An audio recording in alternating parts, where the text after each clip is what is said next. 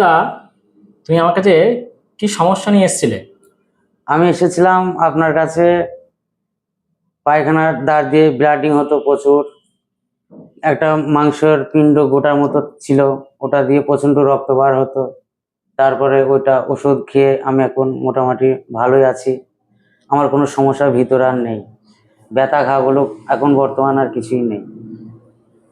আর এখন খাওয়া দাওয়ার পরে আর ব্লিডিং পায়খানা ছাড়া রক্ত না পড়ছে না, না তো? ওসব কিছুই নেই। খাওয়া দাওয়া যেগুলো আপনি বলেছিলেন ওগুলো কন্ট্রোল করেছিলাম, এখন বর্তমানে খুব ভালো আছি। আর অপারেশন করে ডাক্তারবাবু যে বলেছে হ্যাঁ, অপারেশন কথা, অনেক ডাক্তার দেখিয়েছিলাম, সে ডাক্তারবাবুরা বলেছিলেন অপারেশন করতে হবে, নাহলে এটা ভালো করতে পারবো না। তো আপনার কাছে প্রথম দিনকে আসলাম, আপনি বলেছিলেন না অপারেশন করা লাগবে না, এটা ওষুধটা খাওয়ার জন্য আপনি বলেছিলেন।